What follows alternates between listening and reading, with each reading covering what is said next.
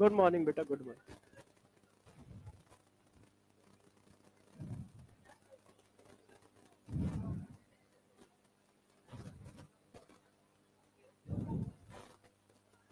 आज हमारा lecture number कौन सा है? 4 है ना? 4 ही है, ठीक है।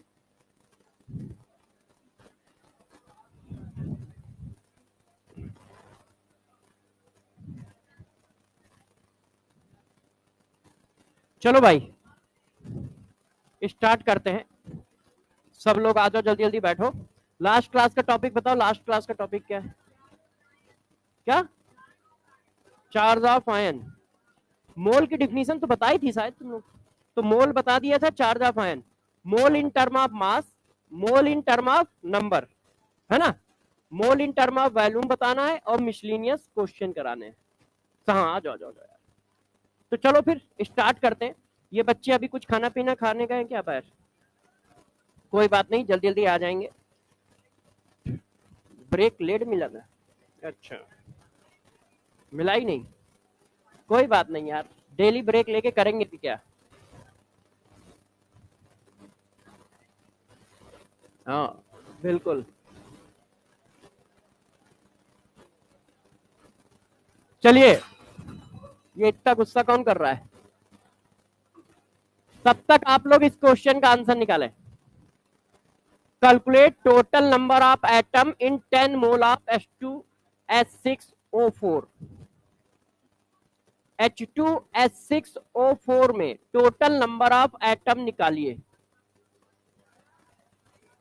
बताओ भाई।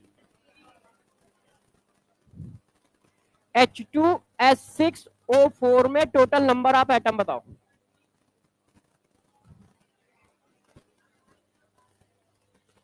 सब लोग बताएं, जल्दी जल्दी बताओ। नन ऑफ दीज भी आंसर है। 120। 120। देख लो भाई, देखो एक मोल में कितने मोल एटम? 2, 6 और 4, 12। भाई 2 प्लस 6 प्लस 4, तो एक मोल में 12 मोल एटम है। क्लियर है?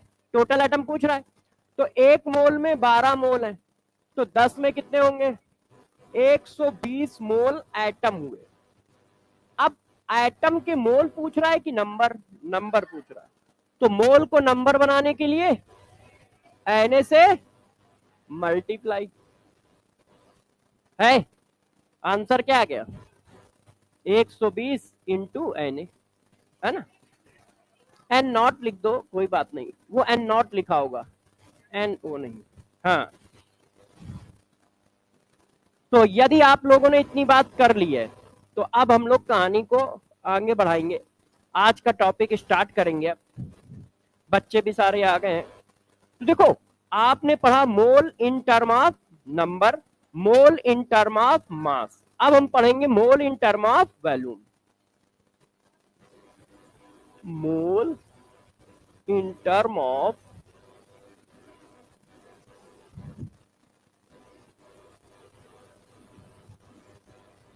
Volume of gas.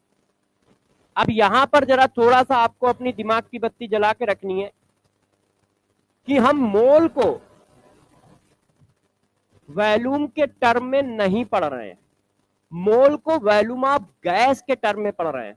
यहां पर थोड़ा सा कंफ्यूजन है। जब आप वॉल्यूम कहते हो ना, तो बस आपको वी समझ में आता है।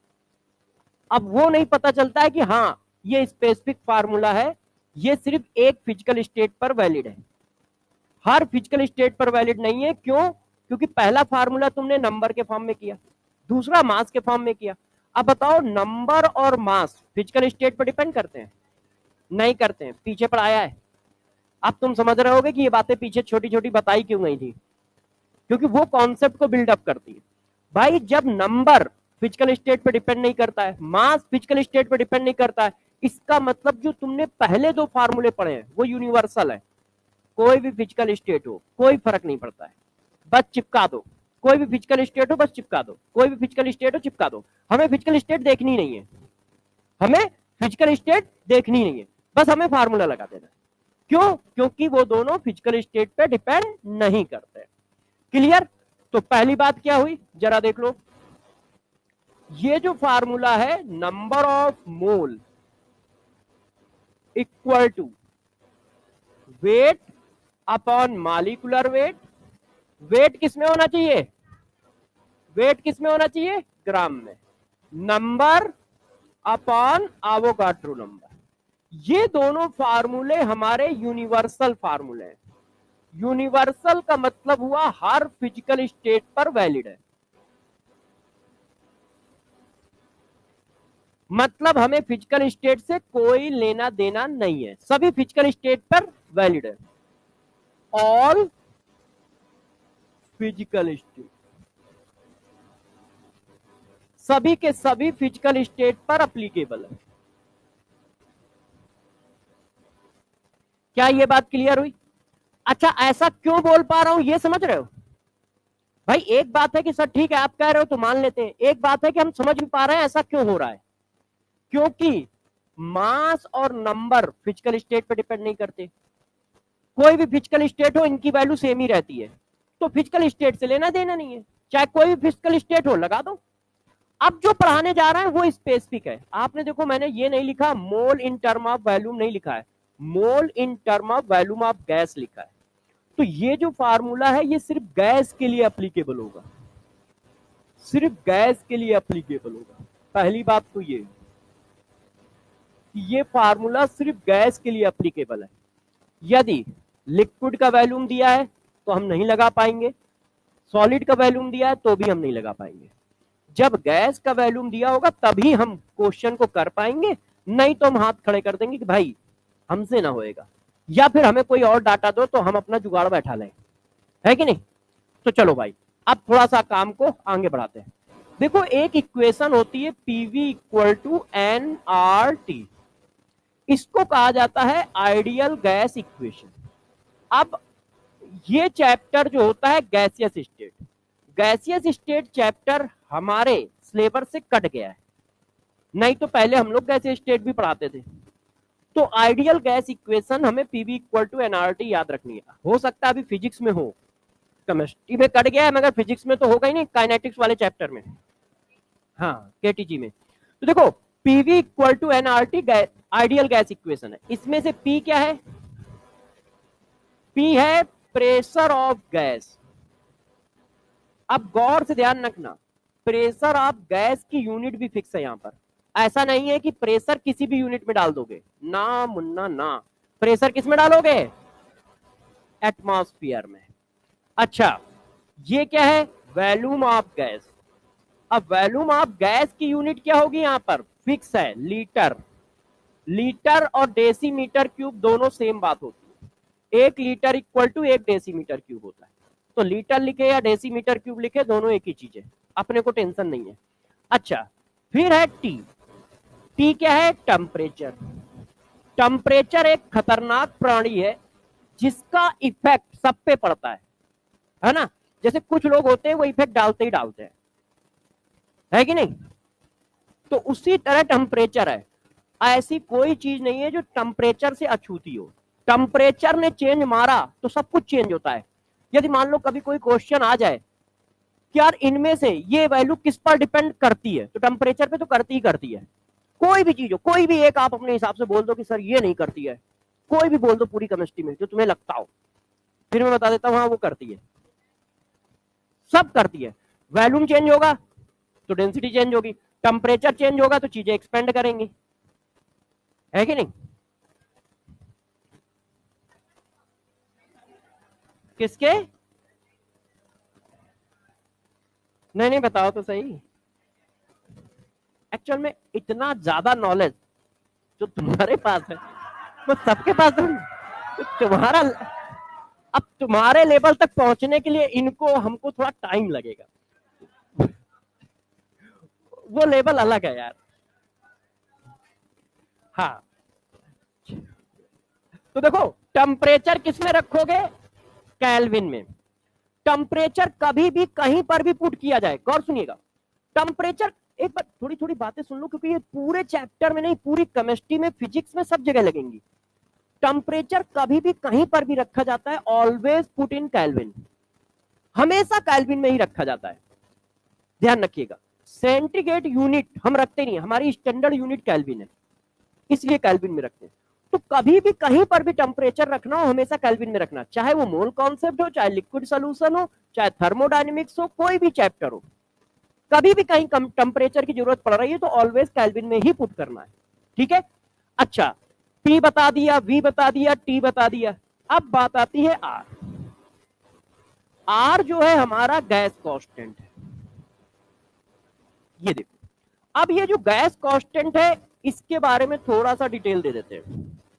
देखो R की वैल्यू 0.821 यूनिट। अब देखो इसकी यूनिट से तुम्हें पता चल जाएगा कि ये यूनिट हमेशा फिक्स रखनी है, कभी भी प्रेशर हमेशा एटमॉस्फेयर में डालोगे, उसका रीजन है ये आर। आर की यूनिट होती है एटमॉस्फेयर, यहां से चेक करते जाओ ना, ये सब इसके नीचे चला गया, तो ये एटमॉस्फेयर, ये लीटर। अब ये नीचे जाएगा तो मोल ऊपर गया मोल इनवर्स, और टी ऊपर गया केल्विन इनवर्स। समझ पाए कि मैं एक बार थोड़ा सा और करके दिखा दूं, है ना। अरे तुम तो समझदार बहुत हो यार, तुम्हारी हमें थोड़ी दिक्कत है, तुम्हारे पड़ोसी की दिक्कत है, पड़ोसी के लिए बता रहा हूं। देखो ये मोल नीचे गया और टी नीचे गया, तो ये हो गया एटमॉस्फेयर, ये हो गया लीटर, नीचे मोल और केल्विन, और नीचे से जब ऊपर जाएंगे तो इनवर्स लग जाएगा, वो इनवर्स लग गया। तो आर की यूनिट की वजह से, भाई यूनिट एंड डायमेंशन चलता है ना, तो यूनिट कैंसिल होनी चाहिए।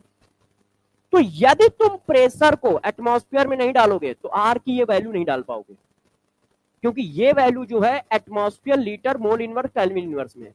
तो झक मार के हमें प्रेशर की हमेशा यूनिट यही रखनी है, वॉल्यूम की यूनिट यही रखनी है, टेम्परेचर की यूनिट यही रखनी है, नहीं तो आर की जो तुम कांस्टेंट वैल्यू समझ रहे हो रियलिटी में वो कांस्टेंट नहीं है फिर, क्योंकि जो वैल्यू तुम कंसीडर कर रहे हो उसकी unit atmosphere, litre, mole inverse, kelvin inverse है।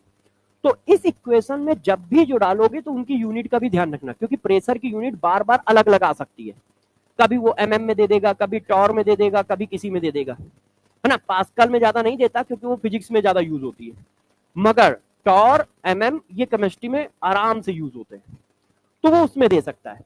अच्छा, अब बात आती है अपने खेल की कि ये क्या है, ये है number of mole of gas, ये गैस के मोल के नंबर है। तो यदि कोई गैस है उसका प्रेशर हमें दे दिया जाए, टेम्परेचर हमें दे दिया जाए, वॉल्यूम हमें दे दिया जाए, आर वैसे ही कांस्टेंट है, तो यार हम ये फार्मूला चिपका के आंसर निकाल सकते हैं। ये देखो है, हमने क्या किया, हमने लिखा P into V divided by R into T. अब देखो ये क्या है, ये कैसा है, गौर सुनिएगा, अप्लीकेबल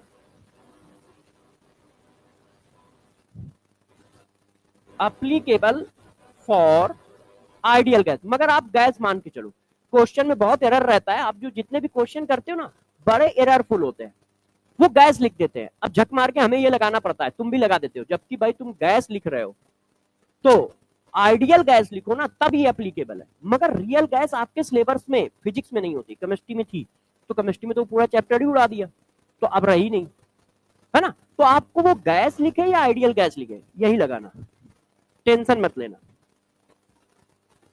हाँ, आइडियल और रियल गैस में अंतर होता है, और सबसे बड़ा अंतर ये होता है कि ये आइडियल गैस में इक्वेशन लगती है, रियल गैस में ये इक्वेशन वैलिड ही नहीं है।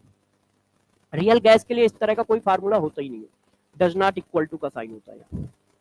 तो जरा देखो आप, इसलिए मैं आइडियल गैस नहीं लिख रहा, फॉर गैस उतना ज्यादा वो डीप इसलिए नहीं जाएगा क्योंकि रियल गैस के बारे में इंफॉर्मेशन पूछ ही नहीं सकता है, सिलेबस में नहीं है। तो तुम ऐसा कैसे कह सकते हो कि रियल गैस का क्वेश्चन डाल दिया तो आउट ऑफ सिलेबस होगा, बोनस मिलेगा। भाई केमिस्ट्री में जब आइडियल नहीं है तो रियल तो उसका बाप है, तो वो कहां से होगा। आइडियल मतलब एक नॉर्मल गैस फर्जी टाइप की जिसमें पीबी इक्वल टू एनआरटी लग गया, रियल मतलब क्यूबिक इक्वेशन, वो ज्यादा टफ होती है, तो वो नहीं है आपके सिलेबस में, ना आइडियल है ना रियल है, दोनों वैसे नहीं है। तो अब आपको टेंशन ही नहीं है, थर्मोडायनेमिक्स में गैस यूज होगी तो थर्मोडायनेमिक्स में जो भी गैस यूज हो सब आइडियल है, या कहीं पर भी जो भी यूज हो आप अपने आप से आइडियल ही मान के चलना, ठीक है, आप कंफ्यूज मत होना, वो गैस लिखे या आइडियल, सॉरी गैस लिखे या आइडियल गैस लिखे, दोनों का मतलब तुम्हारे लिए सेम चलेगा। देखो जो स्टेटमेंट पास हो रहा है तुम्हारे एग्जाम के हिसाब से पास हो रहा है, ठीक है। यही जेई का बैच होता तो ये स्टेटमेंट प्रॉपर लिखा होता कि भाई आइडियल गैस है, क्योंकि उनके सिलेबस में रियल गैस है, तो वहां तो वो गैस लिखा है तो इसका मतलब जनरल स्टेटमेंट, आइडियल गैस लिखा है तो एक स्पेसिफाई हुआ, रियल गैस लिखा है तो स्पेसिफाई हुआ। तुम्हारे यहाँ गैस लिखे या आइडियल लिखे बात एक ही है, क्यों? क्योंकि तुम्हारे यहाँ सिलेबस में ही नहीं है, तो इसका मतलब वो पूछ ही नहीं सकता है, और पूछ रहा है इसका मतलब वो आउट ऑफ सिलेबस क्वेश्चन हो गया। हाँ, तो आपके लिए गैस और आइडियल सेम होगा, ठीक। अच्छा, हम लोगों ने कितनी बात की कि मोल निकालने हैं, तो पी रखा, वी रखा, divided by R into T किया, और ये फार्मूला किसके लिए है? गैस के लिए। ये फार्मूला हमारा किसके लिए है? गैस के लिए। अब जरा देखो यार, इस पर हम लोग क्वेश्चन करते हैं, एक एक क्वेश्चन करने की कोशिश करते हैं कि हाँ भाई इस पर क्वेश्चन आएगा कैसे। तो जरा तैयार हो जाओ आप लोग पहले क्वेश्चन के लिए। देखिए, calculate mole of helium gas in 10 liter container at 760 mm of Hg pressure,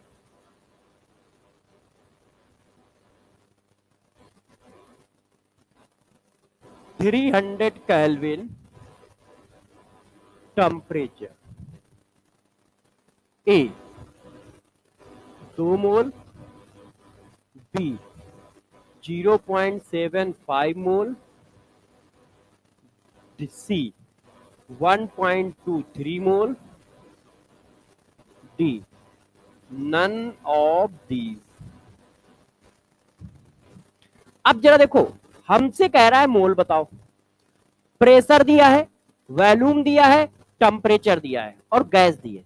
मान लो ये सब लिक्विड का दिया हो तो जबरदस्ती पीवी इक्वल टू एनआरटी ना चिपका देना, क्योंकि जैसे ही प्रेशर दिखेगा और टेम्परेचर दिखेगा, वॉल्यूम दिखेगा, तो तुम्हारे दिमाग में इक्वेशन आएगी पीवी इक्वल टू एनआरटी। तुम्हारे दिमाग में ये नहीं आएगा कि वो गैस के लिए है, क्योंकि इक्वेशन बार बार बोलते हो आप, बार बार बोलते हैं हम, पीछे वाला स्टेटमेंट 10 में एक बार बोला जाता है, तो एक बार बोलोगे तो क्यों याद रहेगा यार। तो इसलिए ध्यान रखना कि ऐसा नहीं कि टेम्परेचर दिखा, प्रेशर दिखा, वॉल्यूम दिखा तो चिपका दिया। फिजिकल स्टेट पर भी फोकस रखना पड़ेगा, क्योंकि ये स्पेसिफिक फार्मूला है फिजिकल स्टेट पर कि ये गैस के लिए। तो मैंने देखा गैस की बात चल भी रही है कि नहीं, तो वो कह रहा है calculate mole of helium gas, तो गैस की बात चल रही है, तो बस गैस की बात चल रही है तो हमने चिपका दिया कि भाई ये रखा ऐसे और ये बात आई ऐसे। अब देखो, प्रेशर की वैल्यू हमें किसमें चाहिए थी? एटमॉस्फेयर में, और ये क्या है? एमएमएचजी। तो एटमॉस्फेयर बनाने के लिए ये होता है एमएमएचजी में आप 760 से डिवाइड करोगे तो वो एटमॉस्फेयर बन जाएगा। यदि कहीं पर टॉर है तो टॉर में भी 760 से डिवाइड करोगे तो वो एटमॉस्फेयर बन जाएगा, ठीक है। 760 से डिवाइड करोगे टॉर, और यदि कहीं बार में दिया है तो वो दोनों लगभग बराबर होते हैं। एक एटमॉस्फेयर इक्वल टू 1.01325 बार होता है, तो लगभग बराबर है। आंसर आप 1 रख दोगे, आंसर आ जाएगा, तो कोई दिक्कत की बात नहीं। तो देखो, हमें यूनिट एटमॉस्फेयर चाहिए, डी किसमें? एमएम में, तो उसको हमको एटमॉस्फेयर बनाना पड़ेगा, तो 760 से डिवाइड करोगे तो प्रेशर की यूनिट एटमॉस्फेयर में चाहिए, तो यार ये आ गई 1 एटमॉस्फेयर। तो प्रेशर की यूनिट 1 डाल दी, वॉल्यूम की यूनिट 10 है, और टी कितना दिया है? 300, और वैल्यू चिपका दी 0.821। अब हमने मोल की यूनिट निकाल लिया, अब इसको सॉल्व करो तो 0 से 0 उड़ा दिया, ठीक है। तो कितना आ रहा है? 0.41 मोल। क्या ऐसा कहीं दिया है? नहीं। तो ये देखो, नन ऑफ दीज आया। इस टाइप के क्वेश्चन के आने की प्रोबेबिलिटी थोड़ी सी कम है, मगर हमने कहा है कि हर टाइप का क्वेश्चन हमें करना है तो किया। तो देखो ये बात है। अब इस क्वेश्चन में है क्या, मेन पॉइंट क्या है, ये तुम कर ही लोगे, मगर जब क्वेश्चन घुमाएगा तो फंसोगे, क्योंकि तुम्हारे दिमाग में बैठेगी जाके PV equal to NRT equation, तुम्हारे दिमाग में ये बात नहीं बैठेगी कि ये गैस के लिए वैलिड है। तो इसको तुम बैठा लो कि गैस के लिए वैलिड है। पीवी इक्वल टू एनआरटी तो हर बच्चे को याद ही है, भूल भी गया तो फिजिक्स वाले याद करा देंगे। तो इसका मतलब हमें इस बात पे ज्यादा फोकस नहीं रखना कि पीवी इक्वल टू एनआरटी नाम की कोई इक्वेशन है, हमें इस बात पे फोकस रखना है कि ये गैस के लिए, क्योंकि वो इक्वेशन तो अपने आप याद हो जाएगी, कोई ना कोई करा ही डालेगा। हम नहीं करा पाएंगे तो फिजिक्स वाले करा देंगे, वो नहीं करा पाएंगे तो फिजिक्स के क्वेश्चनों में हो जाएगा, मतलब वो अपने आप याद हो जाएगी हर बच्चे को, ये डेफिनेट है। मगर ये बात वो मिसिंग रहेगी कि यार ये सिर्फ गैस के लिए, ये सिर्फ गैस के लिए, ये सिर्फ गैस के लिए। अब ये घूमेगा कहां, जरा देखना। अभी मैं एक क्वेश्चन लिख रहा हूं, ठीक है, धुआं छोड़ते नजर आओगे, देखिएगा, ध्यान दीजिए सारे बच्चे, डरना नहीं, ठीक है। डिट्टो सेम क्वेश्चन, जो लिखा है वही क्वेश्चन। एक बार पढ़ लूं कि लिखा क्या था।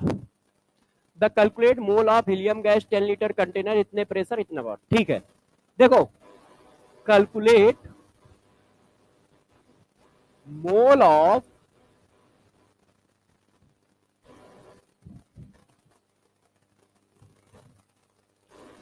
वाटर मॉलिक्यूल इन 10 लीटर कंटेनर। आप देखते जाइएगा कहां पे मैंने चेंज किया, डिट्टो सेम लैंग्वेज है। 10 litre container at 760 mm of pressure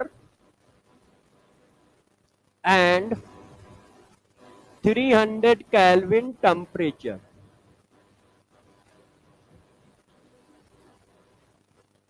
अब देखो, मैंने ऑप्शन बना दिए,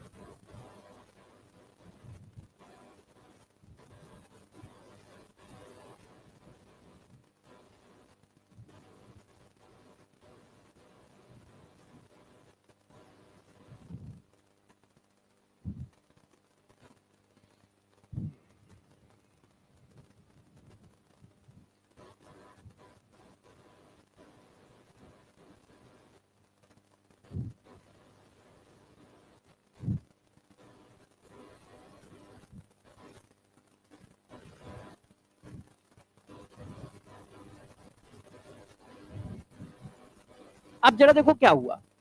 अब बच्चा क्या है, बच्चे ने हमेशा PV equal to NRT gas पे लगाई है, ठीक है। तो उसको दिखा, अरे भाई वॉल्यूम दिया है, अरे भाई प्रेशर भी दिया है, अरे भाई टेम्परेचर भी दिया है, चिपकाओ, पीवी इक्वल टू एनआरटी चिपकाओ।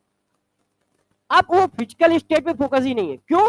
क्योंकि जो इक्वेशन हमें याद है उस इक्वेशन की सारी वैल्यू दी है, तो फिजिकल स्टेट पे क्यों जाएंगे? हमें फिजिकल स्टेट पे फोकस करने को बताया ही नहीं गया। हमारा फोकस तो ये रहा है कि एक इक्वेशन होती है उसको याद कर लो, PV equal to NRT, PV equal to NRT.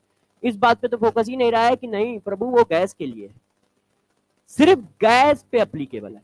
अब जरा देखो, हमने ना कहीं गैस लिखा है ना कहीं लिक्विड लिखा है, मगर यहां पर तुम्हें मन की आंखों से देखना पड़ेगा कि वाटर है और वाटर का टेम्परेचर है 300 केल्विन। 300 केल्विन का मतलब होता है 27 डिग्री सेंटीग्रेड। 27 डिग्री सेंटीग्रेड पर वाटर लिक्विड होगा कि गैस होगा कि सॉलिड होगा? लिक्विड होगा ना, है कि नहीं? लिक्विड होगा। इसका मतलब ये लिक्विड की बात चल रही है, यहां पे पीबी इक्वल टू एनआरटी लग ही नहीं सकता। तो अब क्वेश्चन कैसे करेंगे, तो वो मैं अभी सिखाऊंगा। पहले ये बात समझ पा रहे हो कि यहाँ पीबी इक्वल टू एनआरटी लगानी चाहिए कि नहीं लगानी चाहिए? क्यों नहीं लगानी चाहिए? क्योंकि ये लिक्विड है ना, और वो इक्वेशन गैस के लिए।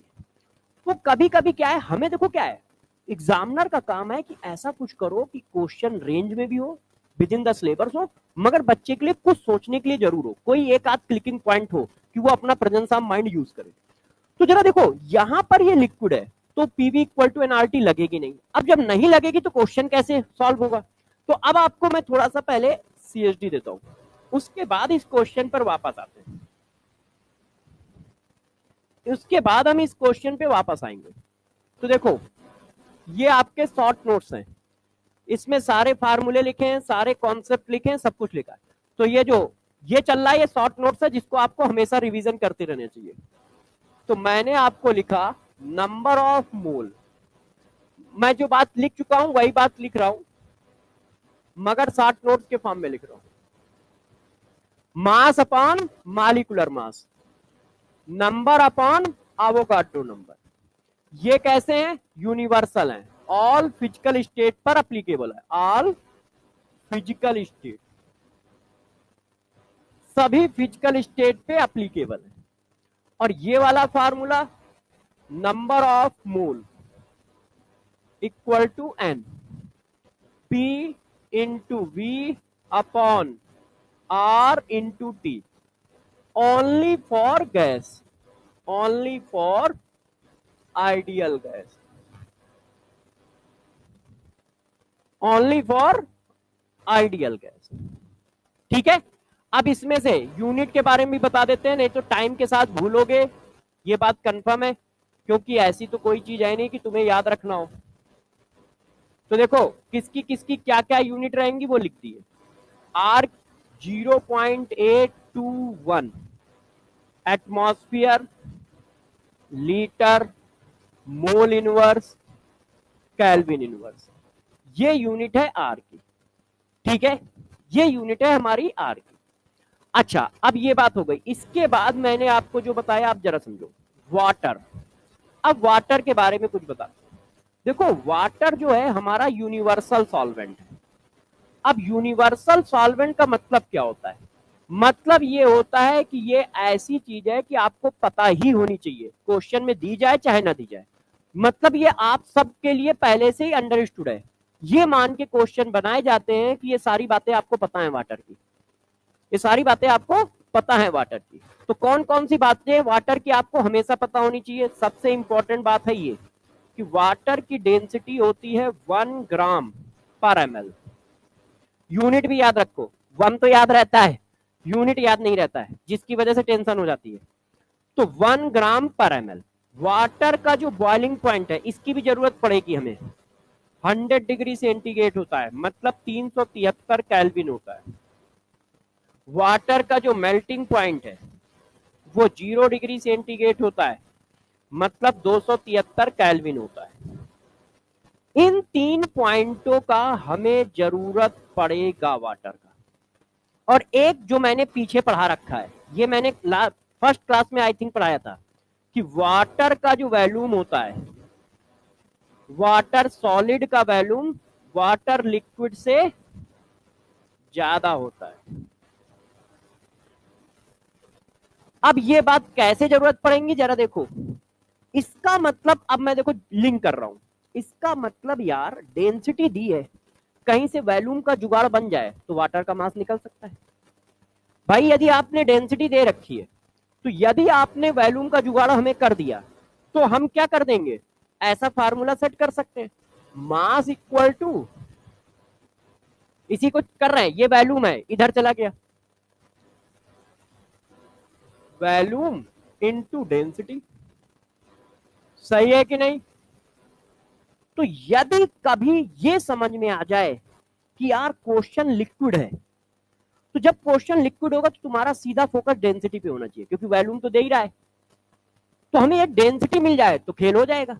मास निकल आया तो मास वाला फार्मूला तो यूनिवर्सल फार्मूला है। मास वाला फार्मूला क्या है? यूनिवर्सल है, फिजिकल स्टेट से लेना देना नहीं है। तो जब भी कहीं पीवी इक्वल टू एनआरटी में हमें वो फंसाएगा, जैसे ये वाला कौन सा क्वेश्चन, यही वाला था ना, हाँ ये। अब जैसे ही उसने फंसाया कि यार ये तो लिक्विड है, हमें ये पहले तो हमें यही पता चल जाए कि ये लिक्विड है। भाई हमें दो जगह फंसाया गया है, पहले ये फंसाया गया है कि हम इसको गैस समझ के सॉल्व कर दें, और सॉल्व किया नहीं कि आंसर मिला नहीं, और आंसर मिल गया तो हम क्यों सोचेंगे हमने गलत सॉल्व किया है? भाई क्यों सोचेंगे? गलत सॉल्व किया, आंसर मिल गया, बस खुश, क्योंकि हम गलत सॉल्व कर रहे हैं, हमें पता होता तो हम सॉल्व ही क्यों करते। तो इसका मतलब जैसे ही सॉल्व किया, आंसर मिला, टिक किया, आगे भगे है, तो पता ही नहीं चला कि गेम हो गया अपने साथ। तो सबसे पहले तो तुम मान लो ये पकड़ ले गए कि यार ये गैस है, ये लिक्विड है, इसलिए पीबी इक्वल टू एनआरटी नहीं लगेगा, तो पहला स्टेप तो तुमने जीत लिया। मगर फिर भी तुम फंसे पड़े हो कि अब क्वेश्चन करें कैसे, क्वेश्चन करें कैसे। तो अब इसमें जाओ डेंसिटी पे। यदि हमें डेंसिटी मिल जाए तो देखो वॉल्यूम दिया है, मास निकाल देंगे। और मास क्या है, किसी भी फिजिकल स्टेट पे डिपेंड नहीं करता है उसका फार्मूला, वो तो हर एक के लिए वैलिड है। तो फिर हमें फर्क ही नहीं पड़ता ये लिक्विड है या गैस है या सॉलिड है कि नहीं? वो तो एक ऐसी चीज है, बस चला दो, फिजिकल स्टेट से कोई लेना देना नहीं है। तो ये बात आप समझ पा रहे हो? तो मैंने क्या किया, मैंने कहा कि यार ये मास ऑफ वाटर निकाल लेते हैं, मास ऑफ वाटर। अब मास ऑफ वाटर कैसे निकला? Volume of water into density of water. अब वॉल्यूम ऑफ वाटर दिया है 10 लीटर। अब प्रॉब्लम है कि वाटर की डेंसिटी 1 होती है, ये सबको पता है, मगर 1 के साथ उसकी यूनिट क्या है, यहां पे कंफ्यूजन है। क्यों? क्योंकि उसको हम हल्के में लेके बैठे हैं कि अच्छा यूनिट यूनिट क्या है, 1 होती 1 होती है। 1 के पीछे यूनिट का भी ध्यान रखो, तो ये होती है ग्राम पर एमएल। तो जब ये ग्राम पर एमएल है तो ये लीटर है, कटेगा कैसे? फिजिक्स वाले दौड़ा लेंगे कि हमारी यूनिट एंड डायमेंशन की धज्जियां उड़ाए पड़े हो तुम लोग। तो इसका मतलब इसको लीटर बनाना चाहिए, ये सॉरी एमएल बनाना चाहिए, एमएल बन गया। तो इसका मतलब मास आ गया 10,000 ग्राम।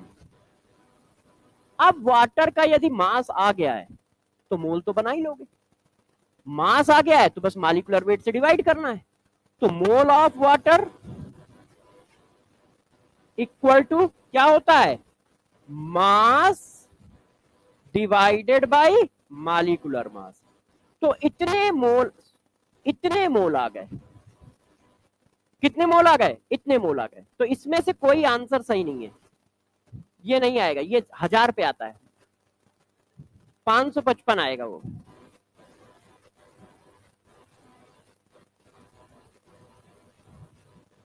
मन की आंखें बचा के रखनी होती है, हर बार मन की आंखों से देखोगे तो दिक्कत नहीं होती।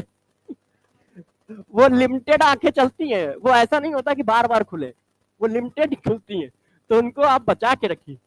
तो देखो बात समझ पाए। तो अब आप यदि ध्यान दो तो मैंने पीवी इक्वल टू एनआरटी पे बिल्कुल फोकस नहीं किया है। क्यों नहीं किया? क्योंकि मुझे पता है हर बच्चे को पता है ये बात। फोकस जहां पे वो क्वेश्चन को लटका देगा कि नहीं यार बच्चे फंसे, और वो फंसने की जगह यही है कि पहले हमें पता रहे कि वो गैस के लिए, दूसरा पता रहे कि यदि यार वो गैस के लिए है तो ये तो ठीक है, मगर लिक्विड में आ गया तो हम करेंगे कैसे। तो हमारा दूसरा फोकस होना चाहिए डेंसिटी। डेंसिटी आप क्या कहते हो? आप कहते हो ये डेंसिटी है, नहीं, डेंसिटी को इस तरह माना करो, ये डेंसिटी नहीं है, ये बैरियर है। मतलब डेंसिटी का यूज होता है मास को वॉल्यूम में कन्वर्ट करने के लिए, वॉल्यूम को मास में कन्वर्ट करने के लिए। तो अब दिमाग में एक पिक्चर बैठा लो कि यार डेंसिटी जो होता है ना, ये काम आती है किसके?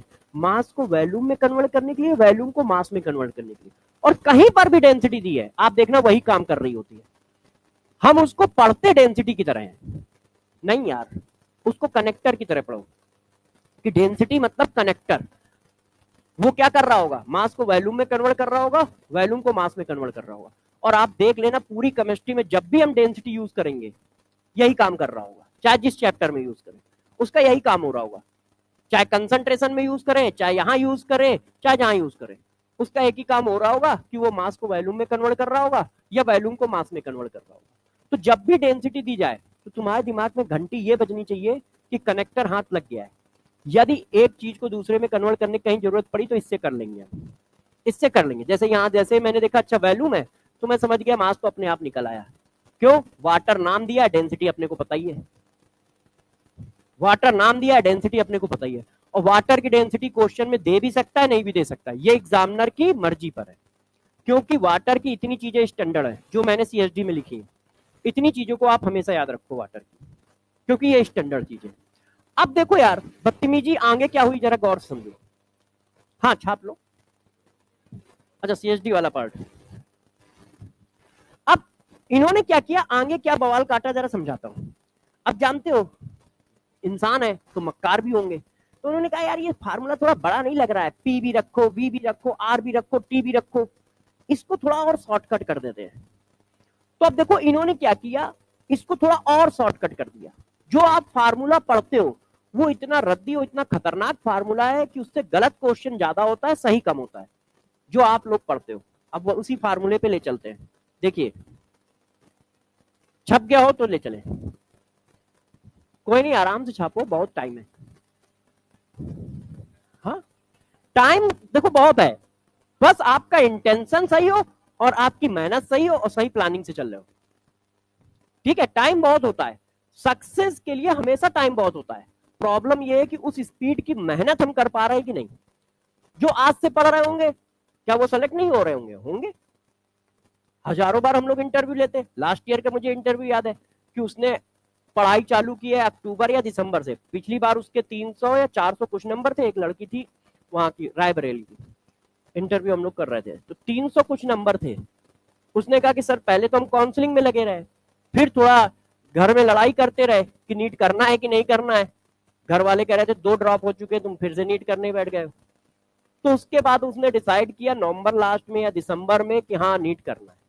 फिर उसने पढ़ाई शुरू की और 670 या 683 नंबर थे उसके, तो ले आए। तो बच्चे ही ला रहे हैं, कोई हम तुम थोड़ी ला रहे हैं। और 2 बार का ड्रॉपर है तो तुम ये भी नहीं कह सकते हो कि नहीं यार शुरुआत से ही वो तेज था, नहीं तो 2 बार से लटक क्यों रहा था। और फिर 2 बार से लटक रहा था तो तीसरी बार में निकल क्यों गया। दिमाग तो बढ़ता नहीं है कि वो किसी पौधे की तरह है कि हाँ 2 डंडाल और आ गई, एक फूल आ गया उसमें। ऐसा तो होता नहीं है। तो फिर यार वो निकला कैसे, उसका एग्जाम कैसे निकला, क्योंकि उस समय वो सीरियस हुआ। उसको लगा नहीं यार इस बार तो फोड़ेंगे। उसने अच्छे प्लान बनाए, अपने को झोंका, मेहनत की। आप क्या करते हो, आप घंटे काउंट करते हो। यार देखो 6 घंटे मैंने पढ़ लिया है, बहुत पढ़ लिया है, 4 घंटे पढ़ लिया है। घंटे से मतलब ही क्या है, हमारा एम होना चाहिए हमारा काम हुआ कि नहीं। जो हमारा काम है कि हाँ इसको रिवाइज कर लेना है, इसको कंप्लीट कर लेना, वो हो गया है तो सो जाओ यार, और नहीं हुआ है तो जगते रहो। घंटे से लेना देना नहीं है। क्यों, क्योंकि तुमने 6 घंटे पढ़ लिया, काम नहीं हुआ है तो भी नहीं होगा। और ये तुम्हारा काम हो गया है तो चाहे तुमने 2 ही घंटे पढ़ा हो तो भी हो जाएगा। तो फोकस एम पे हो, फोकस घंटे पे ना हो। और एम पे फोकस है तो हो ही जाएगा यार। उसके लिए घंटे काउंट नहीं करोगे तो दिन रात पढ़ोगे, दिन रात मेहनत करोगे, हो जाएगा। बच्चों के होते हैं, सिलेक्शन किसके हैं, बच्चों के हैं, हम लोग के थोड़ी ना है। ठीक है, तो देने वाले तुम ही लोग बैठे हो और तुम लोग सिलेक्शन दे सकते हो, बस मेहनत करते रहो। हाँ बेटा, वाटर का फ्रीजिंग पॉइंट भी 0 ही लोगे, है ना। हाँ अच्छा, अब इतनी बात आ गई, आगे बढ़ा जाए। अब जरा देखो यार बच्चों, कहानी को थोड़ा सा आगे ले चलते हैं। इन्होंने कहा नहीं यार ये फार्मूला थोड़ा बड़ा है। केमिस्ट्री वालों ने थोड़ी मक्कारी दिखाई। मक्कारी क्या दिखाई, देखना आप इसी चीज को। इन्होंने एक नाम दिया स्टैंडर्ड टेम्परेचर एंड प्रेशर। क्या नाम दिया, स्टैंडर्ड टेम्परेचर एंड प्रेशर। इसका मतलब क्या होता है, इसको शॉर्टकट में हम लोग कह देते हैं, क्योंकि मक्कार है, STP, ST और P। स्टैंडर्ड टेम्परेचर और प्रेशर का मतलब होता है टेम्परेचर को फिक्स करो, प्रेशर को फिक्स करो। तो टेम्परेचर कितना फिक्स है, 0 डिग्री सेंटीग्रेड मतलब 273 केल्विन। प्रेशर कितना फिक्स है, अप्रॉक्स 1 ATPM या 1 बार। अप्रॉक्स वैल्यू ले लिए, है ना, दोनों में रिलेशन 0.2 का रहता है।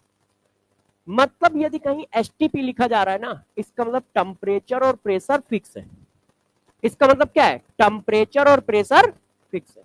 मत और साथ में गिवन भी है, साथ में क्या है, गिवन भी है, मतलब आपको दिया हुआ है। तो जब टेम्परेचर इतना दिया है, प्रेशर इतना दिया है, तो ये देखो फार्मूला, हमारे पास ये फार्मूला है।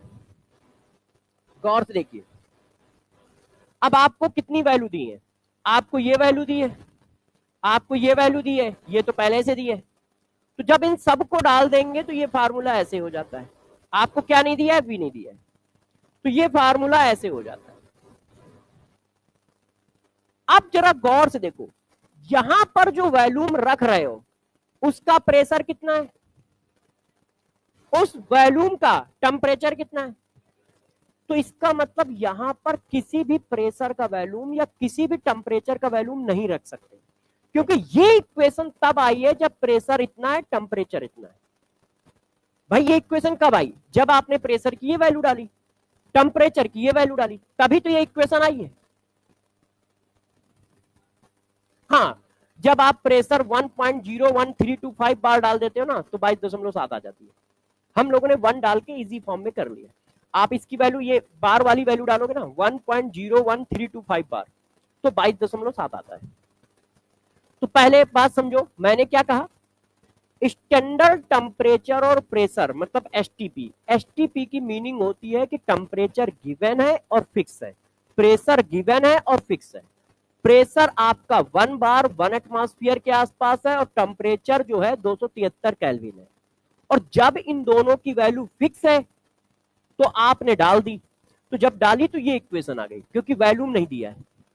तो इसका मतलब ये जो फार्मूला है ये बहुत फर्जी टाइप का फार्मूला है, बच्चों को परेशान ज्यादा करता है, क्वेश्चन सही कम करता है। क्यों? एक तो ये गैस के लिए है, और गैस की भी स्पेसिफिक कंडीशन के लिए है, एसटीपी पर, क्योंकि ये तभी लगेगा जब एसटीपी होगी, एसटीपी कंडीशन होगी। एसटीपी कंडीशन का मतलब टेम्परेचर फिक्स, प्रेशर फिक्स। इसका मतलब होता है कि इस फार्मूले को हम फिर ऐसा लिखते हैं। जब हम ऐसा लिखते हैं तो बच्चों को वैल्यूम तो याद रहता है, मगर ये वैल्यूम किस जगह का है ये याद नहीं रहता।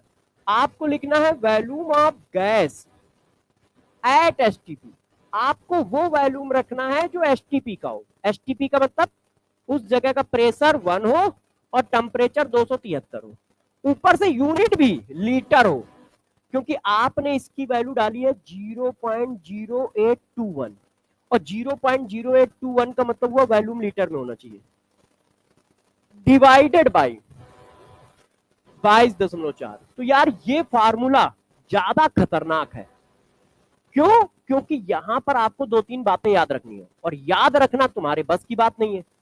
तुम तो बिल्कुल बिना ब्रेक वाली गाड़ी हो कि सरसर सरसर चलना है अपने को, कोई फर्क नहीं पड़ता, छोटी छोटी कंडीशन ऐसी तैसी जाए, उड़ाते चले जाओ, है ना। रेड लाइट, नीली लाइट, पीली लाइट, हरी लाइट से तुम्हें मतलब है क्या? कुछ नहीं, चलते चले जाते हो। तो बस यहां पे यही है। पहले तो ये गैस के लिए एप्लीकेबल है, और गैस की भी स्पेसिफिक कंडीशन के लिए एप्लीकेबल है। गैस की स्पेसिफिक कंडीशन का मतलब गैस दी हो, साथ साथ में वो गैस का वैल्यूम एसटीपी पर दिया हो। एसटीपी का मतलब प्रेशर 1 और वैल्यूम, हाँ, प्रेशर 1 और टेम्परेचर 273 केल्विन। तो अब आप इस फार्मूले में क्या ध्यान रखोगे? फार्मूला तो रट जाएगा ही जाएगा, ठीक है, इसमें कोई दो राय नहीं, वो तो आपको याद रहेगा, मुझे पता है। आप ये याद रखोगे कि ये गैस के लिए एप्लीकेबल है, और गैस की स्पेशल कंडीशन एसटीपी के लिए। एसटीपी मतलब जहां पर प्रेशर 1 एटमॉस्फेयर होगा, वैल्यूम टेम्परेचर 273 केल्विन होगा। क्लियर? अब देखो जादू होने वाला है, अब सही से बताइएगा आंसर, ऐसा ना है कि खो जाओ। ये बात सही है? ये बात ठीक है? सबको क्लियर है? चलो फिर आप लोग जब जिद कर रहे हो तो एक क्वेश्चन मार देता हूं, ठीक है?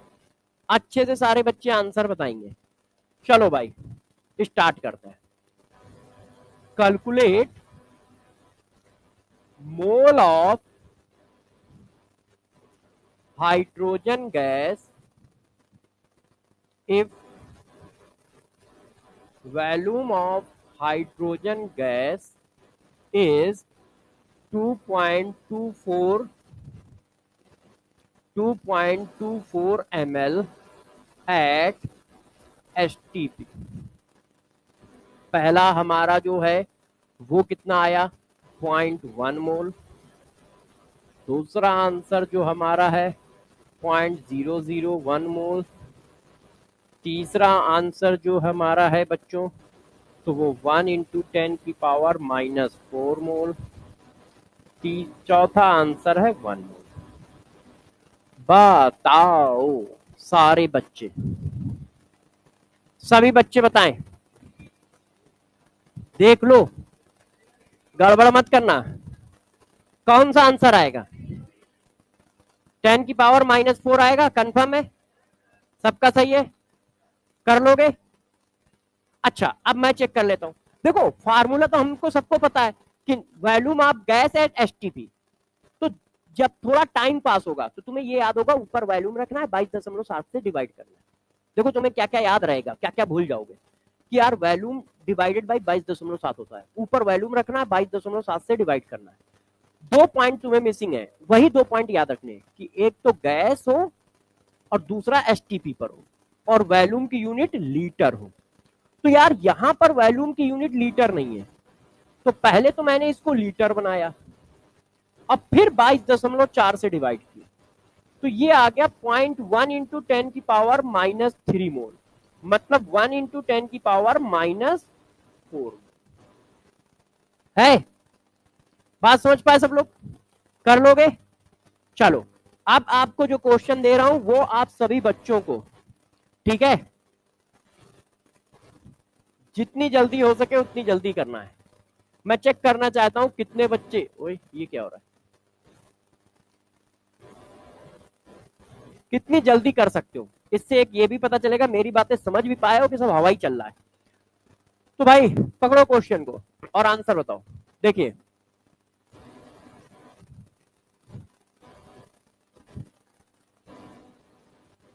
Calculate possible mole of water in water if volume of water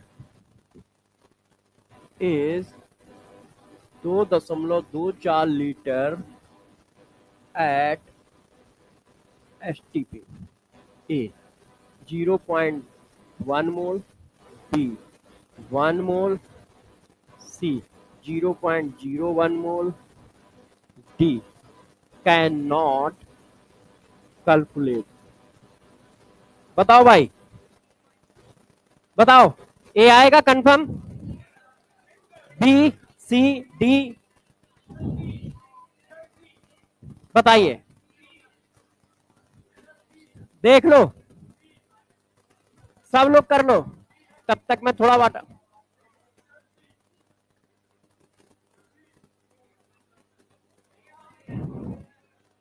चलो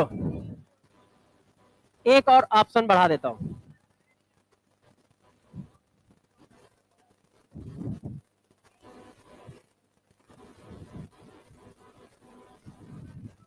आप बताओ।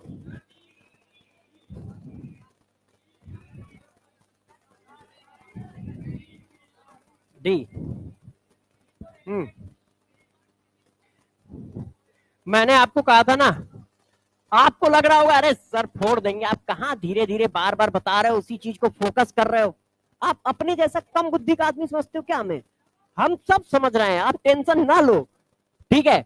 अब जैसे ही क्वेश्चन गिरा तो कोई डी चिल्ला रहा है, कोई ए चिल्ला रहा है। अब जरा देखो, पहली बात, जब एसटीपी दिखता है तो हम जोश में होते हैं, अरे भाई एसटीपी आ गया, धड़ाक से फार्मूला मारो।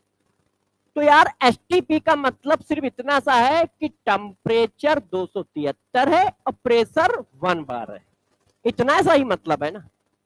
पहली बात, क्या ये गैस है? टेम्परेचर 273 केल्विन है। तो जब गैस नहीं है तो गैस का कोई फार्मूला नहीं लगेगा, चाहे वो पीवी इक्वल टू एनआरटी हो और चाहे volume of gas at STP divided by 22.4 हो। भाई वो दोनों फार्मूले गैस के लिए ही है ना, तो ये भाई तो गैस ही नहीं है। तो जब भाई गैस नहीं है तो गैस का कोई फार्मूला नहीं लगेगा। तो बच्चे क्या करते हैं, जोश में रहते हैं, एसटीपी देखा नहीं कि चिपका दिया खट्टे से, और भाई एसटीपी मिला, डिवाइडेड बाई मारा और आंसर अपने आप सामने रखा है, आगे बढ़ो आगे बढ़ो आगे बढ़ो।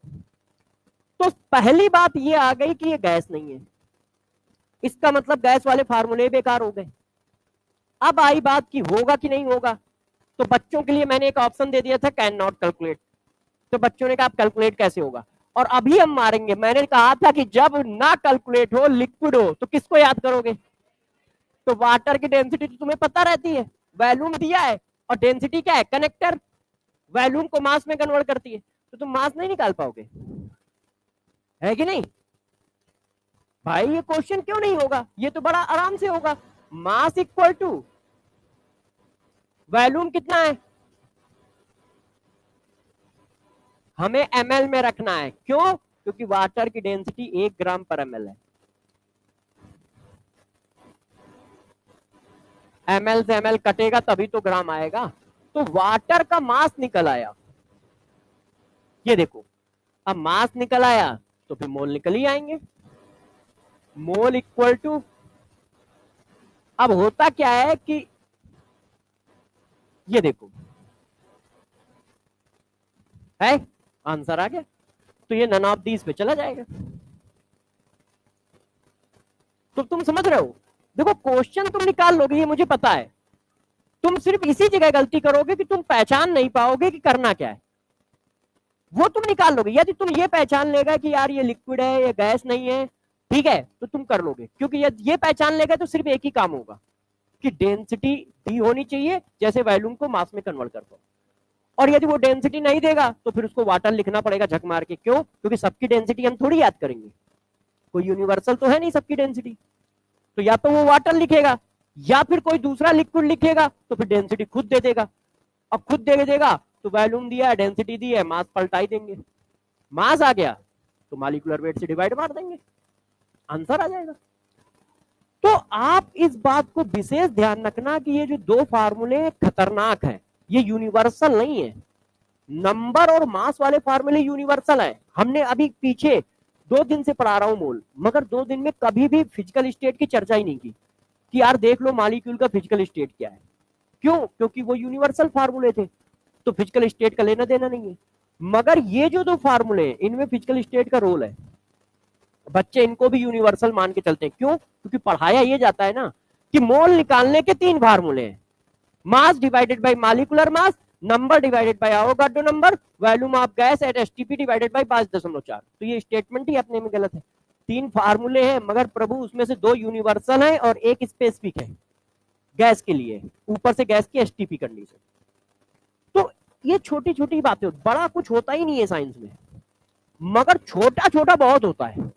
वो जो छोटे छोटे पॉइंट्स है, जैसे मैंने आज 3 पॉइंट बताए, ये 3 पॉइंट तुम्हारे दिमाग में होने चाहिए और तुम में हम में यही डिफरेंस होता है। नहीं तो हम लोगों को तुमसे ज्यादा नहीं आता है, ना ज्यादा दिमाग है, ठीक है?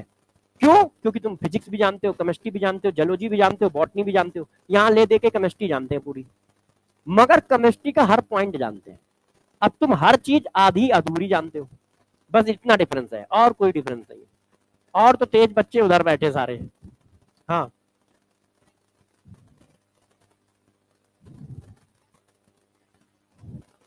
एसटीपी का मतलब क्या बताया? एसटीपी का मतलब बताया इतना टेम्परेचर उतना प्रेशर। भाई टेम्परेचर तो फिक्स वैल्यू है, वो लिक्विड का भी उतना हो सकता है, गैस का भी उतना हो सकता है, प्रेशर भी उतना गैस का भी हो सकता है, लिक्विड का भी हो सकता है। इस समय जो आपकी बोतल है इसका प्रेशर कितना है? अभी नहीं, आप बताओ। तो लिक्विड है, इस पर प्रेशर नहीं लग रहा है? प्रेशर लग रहा है। और लिक्विड है, इसका वॉल्यूम नहीं है, आधी बोतल भरी तो आधा लीटर तो ही है। तो बस एनटीपी पहले चलता था 2005 से पहले, एक और वैल्यू चलती थी, नॉर्मल टेम्परेचर एंड प्रेशर। तो टेम्परेचर उसमें 25 डिग्री होता था, प्रेशर यही रहता था।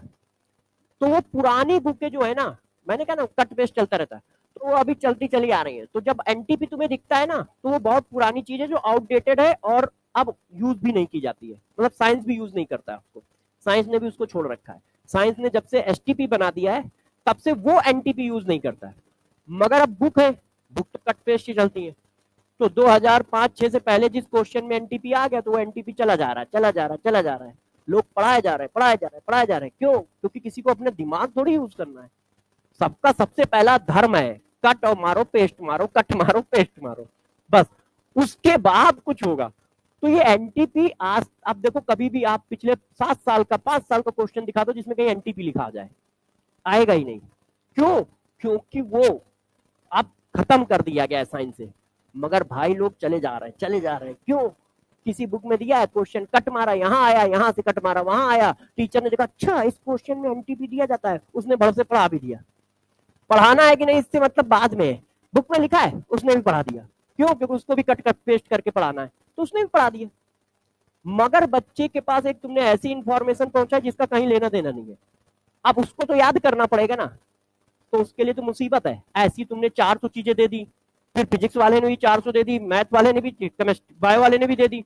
तो उसके लिए तो यार जो सिलेबस हम 3 महीने में कर सकते थे वो 5 महीने में कराया, उसमें से 2 महीने वाला कभी आएगा नहीं जीवन में।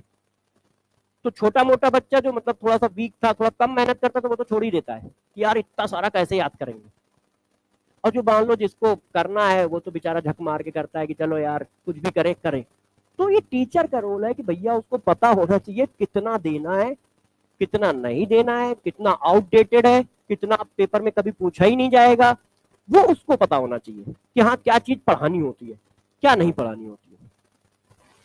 तो कर लोगे? अब तुम्हारे दिमाग में ये बात रहेगी।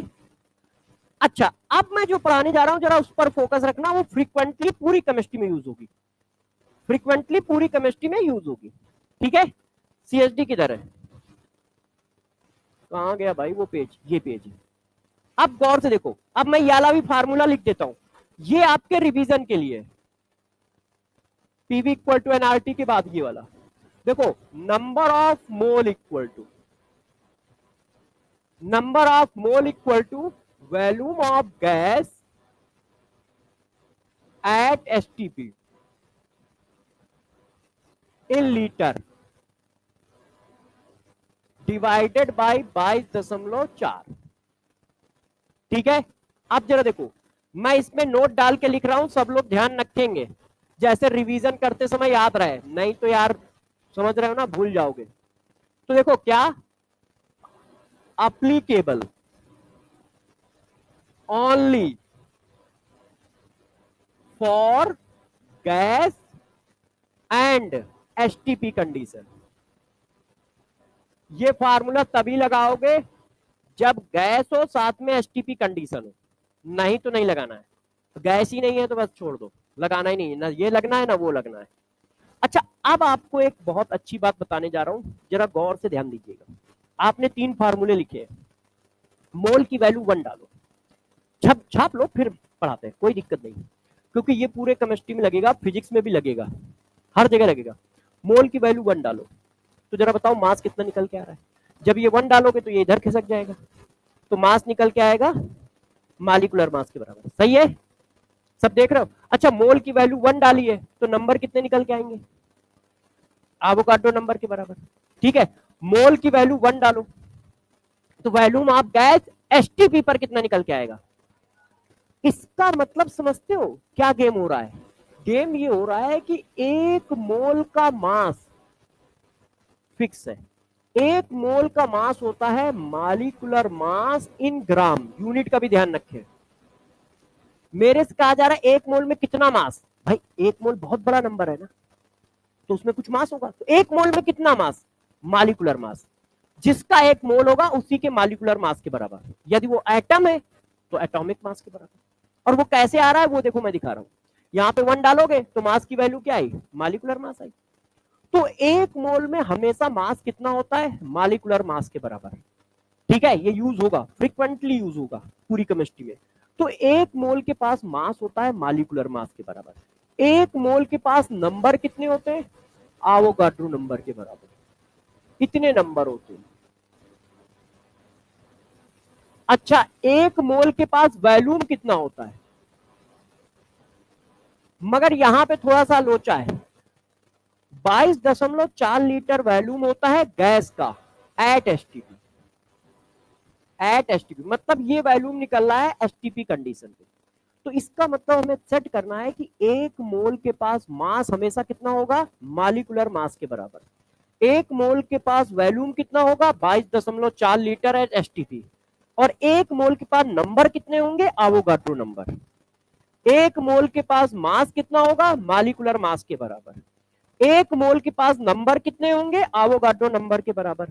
1 मोल के पास वॉल्यूम कितना होगा, 22.4 लीटर के बराबर। सही है। अच्छा, अब मैं थोड़ा सा और चेंज करता हूं। इसका मतलब यदि मैं ये बोल दूं तो कोई बच्चा बुरा तो नहीं मानेगा, इतने मास के पास कितने नंबर है ना भाई, ये इसके बराबर है, ये इसके बराबर है, ये इसके बराबर है, तो ये भी इसके बराबर हुआ ना। तो इसका मतलब मॉलिक्यूलर मास में कितने नंबर होते हैं, एन ए। मॉलिक्यूलर मास में कितना वॉल्यूम होता है, 22.4, है कि नहीं, 22.4 लीटर एट एसटीपी, है कि नहीं भाई। ये मोल के बराबर सब, तो ये आपस में भी तो एक दूसरे के बराबर हो गए। तो यदि कहीं डायरेक्ट मास दिया है और मास से डायरेक्ट नंबर जाना चाहता है तो हम डायरेक्ट चले जाएंगे, हमें कोई दिक्कत नहीं है। तो हम लोगों ने एक बात पकड़ी कि भाई 1 मोल का मतलब 1 मोल में मास कितना, मॉलिक्यूलर मास के बराबर। 1 मोल में वॉल्यूम कितना, 22.4 लीटर। 1 मोल में नंबर कितना, एवोगाड्रो नंबर। क्लियर है, क्लियर है। अच्छा, अब जिद कर रहा हो तो एक क्वेश्चन देता हूं, देखता हूं कि ये कॉन्सेप्ट पकड़ पाए हो कि नहीं। देखिए, और ये क्वेश्चन पेपर में आया हुआ है, बताइएगा। 0.01 mole compound X contains 12 gram 12 gram mass by wait.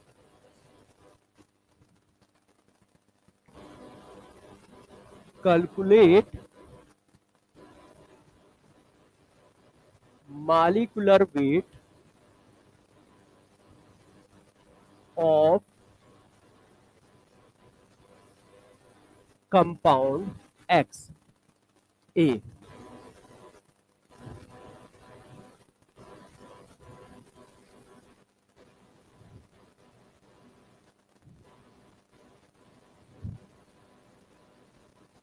बताओ भाई,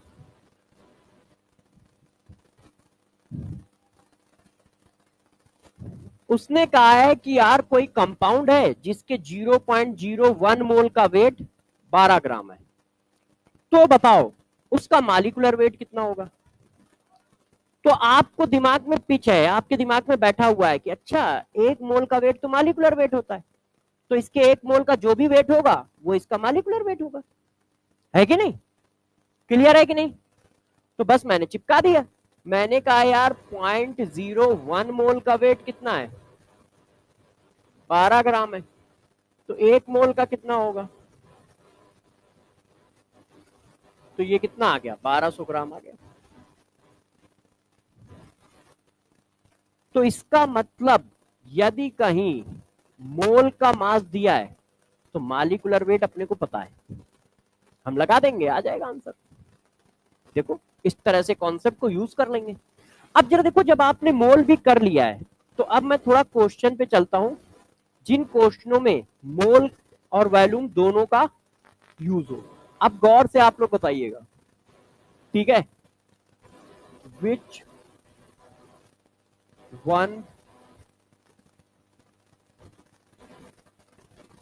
विच ऑप्शन इज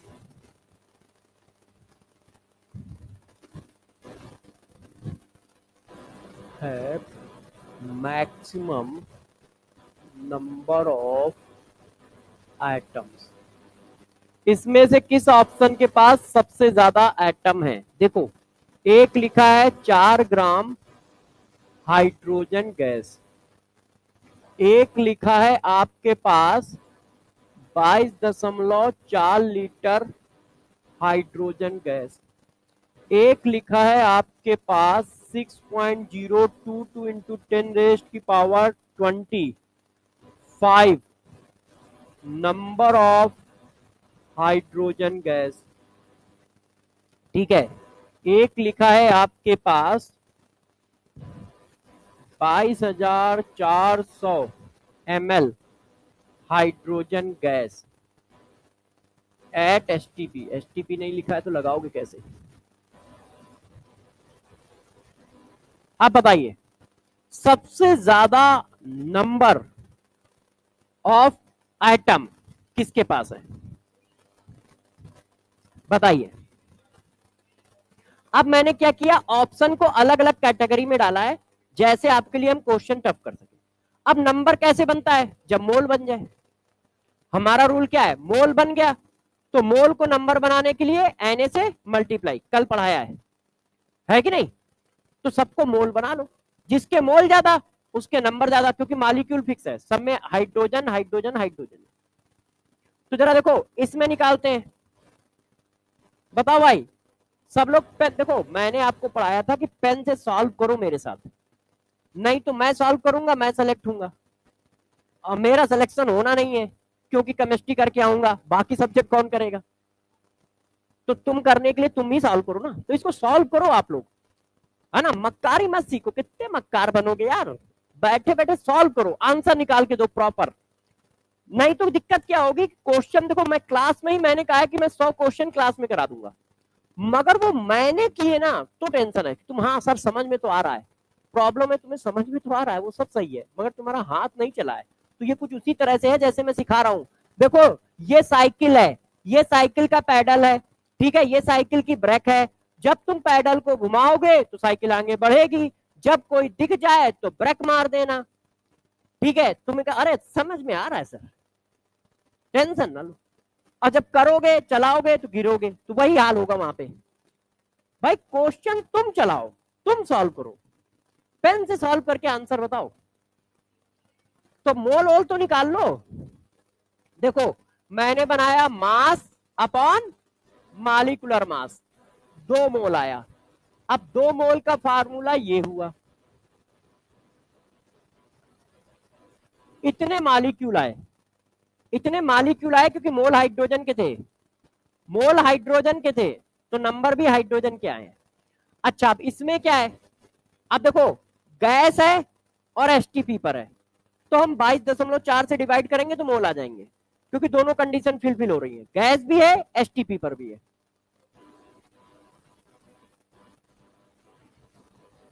तो ये 1 मोल हो गया, Na से मल्टीप्लाई मार दिया। अब ये पहले से ही नंबर है, मगर यदि इसको मोल बनाना चाहो तो बनाओ, नहीं तो ये नंबर खुद है, यही तो हम बनाना चाह रहे हैं। और ये कितने नंबर लिखे हैं, 100, क्योंकि यहाँ 10 की पावर 25 है, तो 100 मोल लिखा है ये।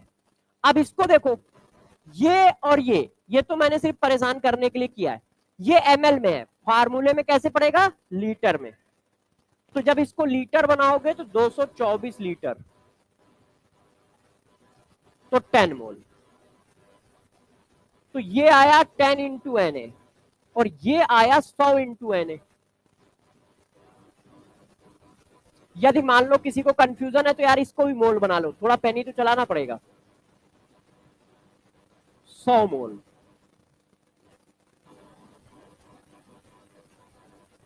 तो सबसे ज्यादा नंबर किसमें है, ठीक है कि नहीं, सबसे ज्यादा नंबर किसमें है, सी में। कर लोगे, बात समझ में आ रही है सबको। तो देखो यार मोल वाला काम कर लोगे। अब लो एक खतरनाक क्वेश्चन, अब इस क्वेश्चन में देखो सब बच्चों को +5 -5,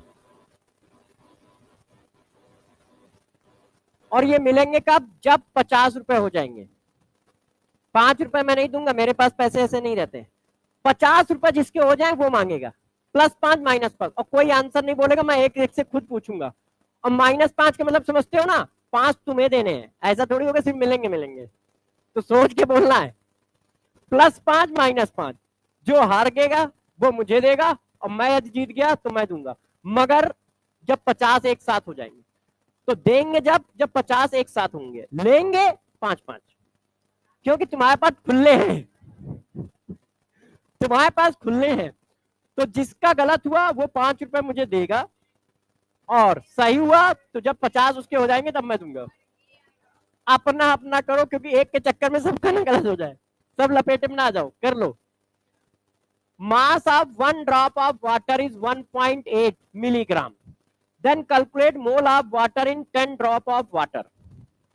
-5 +5 है, ध्यान रखियो।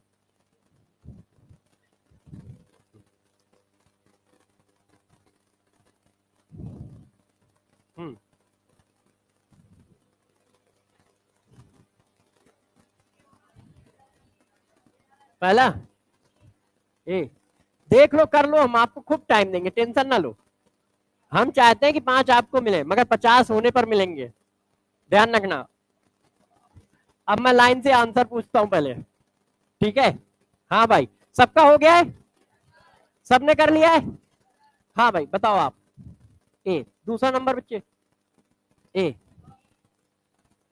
लगता मैं बहुत अमीर बनूंगा क्या आज। हाँ भाई, ए।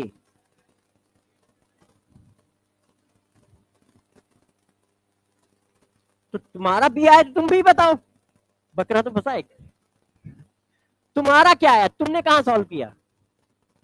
तो अकेले तुम भी तो समझदार हो सकते हो पूरी क्लास में, कि तुम दूसरों पे विश्वास पे चलोगे। तुम्हारा भी आ रहा है ना, तो तुम्हें अपने पे कॉन्फिडेंस रखना चाहिए। क्या आंसर बताओगे, हाँ बी, ठीक है। गर्ल्स में एक लोग पैसे कैलकुलेट करेंगे, बॉयज में एक लोग पैसे कैलकुलेट करेंगे, ठीक है, जो रेगुलर आता है क्लास में। तो ये सारे बच्चे तो रेगुलर आते हैं, नहीं मैं बता रहा हूं, ठीक है। तो गर्ल्स में, ठीक है, तुम में से कोई एक कैलकुलेट कर लेना। तो इसका बी है, तो बस इसका याद रखो, ए वालों का तो क्या है, सबका ए है। हाँ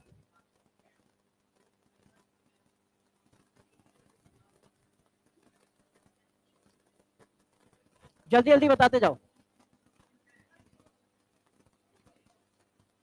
करो करो भाई, या तो प्लस है या माइनस है, रूल सीधा है। हाँ, तुम में से तो एक उस बच्ची का भी याद रखो, सी, क्योंकि ए वाले तो सारे हैं ना, तो इन दो को छोड़कर सारे से ले लेंगे, तो कम वालों का याद रखो, ठीक है। उस बच्चे बी, तो ये तीन बच्चे अलग दो का बी है, एक का सी है, ठीक है। हाँ, पहले गर्ल्स का कर ले हिसाब। अरे भाई प्रभु जल्दी आंसर बताओ।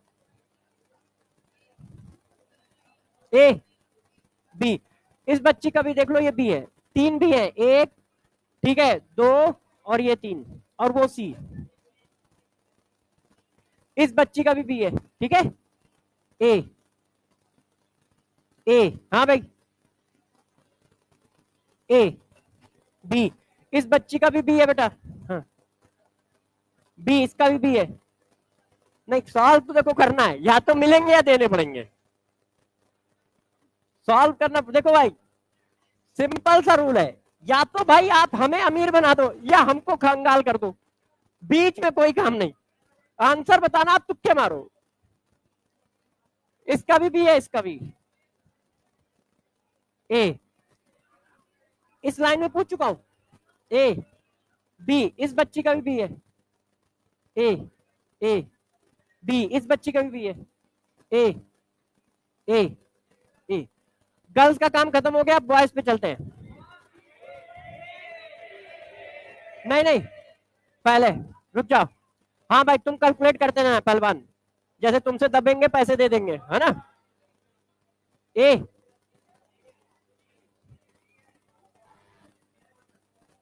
क्या, ए बी, भाई इधर पहलवान, ये ग्रीन वाला बी है,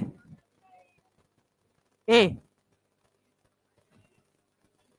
एक तो यार बुढ़ापे में कान में आवाज सही से नहीं जाती है, ए और बी में डिफरेंस नहीं हो पा रहा है। ए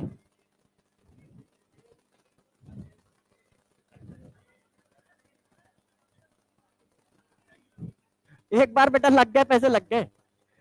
बी, इसका भी नोट करो भाई, इसका दोस्त कहां गया जिसके, अच्छा तुम बताओ। अच्छा एक काम करो, बॉयज में जो ए छोड़ के आंसर बता रहा है वो हाथ खड़ा कर दे, जो ए छोड़ के आंसर बता रहा है, ठीक है। बी लिखते जाना, B B B B D, इसको लिख लो, डी है ये। और कोई है, ए छोड़ के जो है, तुम्हारा तो सी हो गया, तुम्हारा तो सी आना था, मुझे पता था, उसमें कुछ नहीं, इनका सी करो। और कोई, अच्छा अब मैं सॉल्व कर रहा हूं,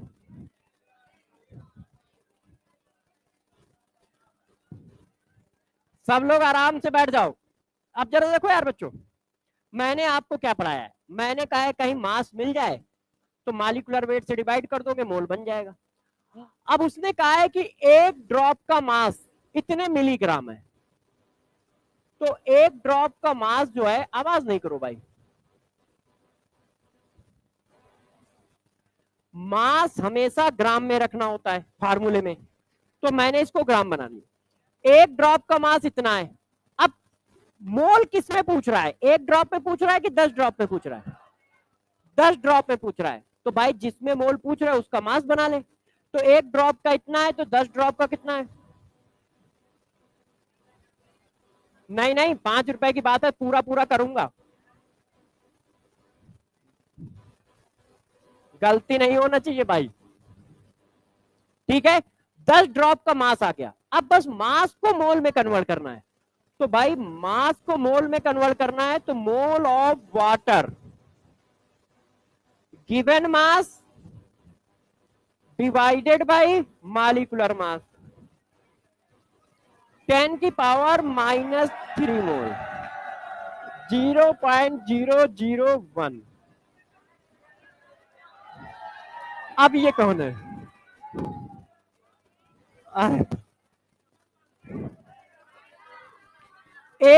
एक मिनट पहले वसूल, आपको रूल पूरा पढ़ाया था कि जब जीतोगे तो 50 हो जाएंगे तब मिलेंगे, तो अभी 45 ऐसा नहीं, इंडिविजुअल इंडिविजुअल, तो जब 50 हो जाए, आ नहीं नहीं ऐसा नहीं, इंडिविजुअल इंडिविजुअल, जैसे ही 50 हो जाए आप मुझे बताइएगा। मगर रूल था जो हार जाएंगे वो 5 तुरंत देंगे, तो उनकी लिस्ट दे दे रहा हूं। देखो मेरा, मुझे सब याद रहता है। एक ये सी वाला है, उसको उसको इकट्ठा कराओ, सी सी, ठीक है।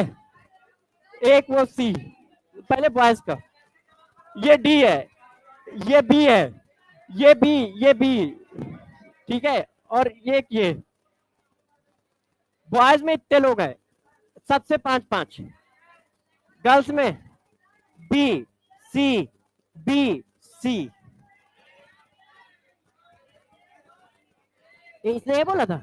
अच्छा तो ये सी सी बी, एक बार बेटा टिक करने, गोला भर दिया तो भर दिया गोला, और बी बी, ठीक है, बी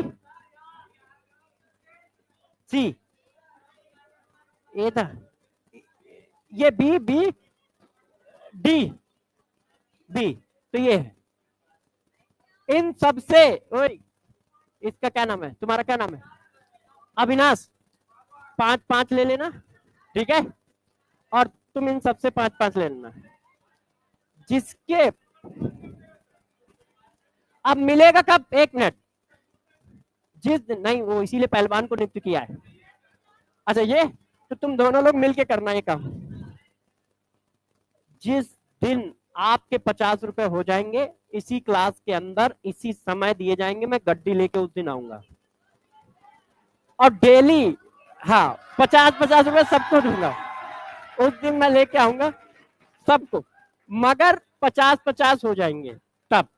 इसमें आपको ईमानदारी दिखानी पड़ेगी, काउंट करते रहना, ठीक है। एक क्वेश्चन हुआ है तो कुछ लोगों के 5 रुपए हुए, कुछ के ज्यादा लोगों के हुए, और कुछ लोगों के -5 है, -5 वालों से बटोरते रहो, ठीक है। हाँ कौन सा ऑनलाइन अलग, नहीं बीएन सर कौन है, हमें नहीं पता है उनको। बीएन सर क्या होते हैं, देखिए ऑनलाइन का हिसाब अलग, ऑफलाइन का हिसाब अलग। बीएन सर कौन है मैं नहीं जानता हूं, मैं सिर्फ अपने को जानता हूं। हिसाब क्लियर है, चलो अब मोल हमारा हुआ खत्म। अब बच्चों आ जाओ, मोल के क्वेश्चन आपको करने, आज मैं अब बता देता हूं, मजाक के साथ साथ दूसरे काम भी करने, मगर पैसे में मजाक नहीं है भाई, देने भी तो मुझे पड़ेंगे यार, देने भी तो पड़ेंगे। अब बच्चों को मैं कितना मना कर पाऊंगा भाई, है कि नहीं, बच्चों को मना थोड़ी कर पाऊंगा, तो देने पड़ेंगे जिस दिन 50 होंगे, जिसके जिसके 50 होंगे मैं दूंगा, ये मेरी गारंटी है। हाँ हाँ हाँ मिलेंगे। अच्छा अब टेलीग्राम पे आज एमपीएस आएगा, एमपीएस में कौन से क्वेश्चन करना है मैं उसी के नीचे लिख दूंगा, क्योंकि अब एक बड़ा टॉपिक खत्म हुआ है मोल। तो मुझे जहां तक याद है 4-5 क्वेश्चन मैंने डाले थे, वो स्टेट ऑफ मैटर और मैटर के क्लासिफिकेशन के और छोटी छोटी चीजों के, और 4-5 क्वेश्चन इससे मतलब 10 क्वेश्चन अब हो गए उसमें करने लायक, ठीक है। अब हेडिंग डाल लो, atomic weight and molecular weight, atomic weight and molecular weight. अब मोल वाला हेडिंग खत्म हुआ है, अगला हेडिंग आ गया, एटॉमिक वेट मॉलिक्यूलर। यहां तक सबको सब कुछ समझ में तो आया है ना, तो भैया तुम लोगों के गड़बड़ कैसे हुए, आंसर सी कहां से निकल रहा है, कहां कैलकुलेट किया। अच्छा हाँ ये सब देंगे ना, सी आंसर है उनका, बी आंसर है उनका, सी आंसर है, और ये दोनों सी जोड़े वाले। अरे भाई अभिनव, ये सबसे वसूल लेना, मैं कर लूंगा तुमसे पैसे, इन सब से ले लेना। हाँ भाई अब हेडिंग डालो, एटॉमिक वेट और मॉलिक्यूलर वेट। क्लास कितने बजे खत्म होती है, 5 मिनट बहुत होते हैं, लिखो एटॉमिक वेट और मॉलिक्यूलर वेट। आप देखना 5 मिनट में कितनी हेडिंग पढ़ा दूंगा, और ऐसे ही आराम आराम। क्योंकि कुछ होता ही नहीं है पढ़ाने में। अरे भाई टफ काम होता तो हम ना कर रहे होते, सिंपल सी बात है। अब जरा देखो एटॉमिक वेट और मॉलिक्यूलर वेट में क्या क्या होता है। सबसे पहली बात होती है एटॉमिक मास। अब जरा देखो यार बच्चों, किसी ने कहा एटॉमिक मास क्या होता है, तो एटॉमिक मास क्या होता है जरा गौर समझो। हाँ भाई प्रभु इधर, ये पैंच पलट रहा है इस बच्चे का नाम बताओ। हाँ यार थोड़ा हमें भी देख लिया करो। तो देखो एटॉमिक मास का मतलब क्या है, एक एटम का मास। कितनी छोटी चीज है, एटॉमिक मास क्या है, एक एटम का मास। तो बस वही चीज छाप दो। तो एटॉमिक मास क्या है, मास ऑफ सिंगल एटम। अब जरा देखना खेल अब यहां से स्टार्ट हो। एक एटम के मास को एटॉमिक मास कहते हैं। क्लियर है, क्लियर है, कोई टेंशन तो नहीं। अच्छा आप ये बताओ, आप ये बताओ क्या आपने अभी मुझे बताया है कि सर एन नंबर का मास, एन नंबर का मास मॉलिक्यूलर वेट होता है इन ग्राम? क्या आपने अभी बताया है? अब बुरा ना मानो, एक मोल का मास मॉलिक्यूलर मास, एक मोल में कितने नंबर, एन नंबर, तो एन नंबर का मास मॉलिक्यूलर मास। सही है कि नहीं? तो एक नंबर मतलब एक एटम या एक मॉलिक्यूल का मास।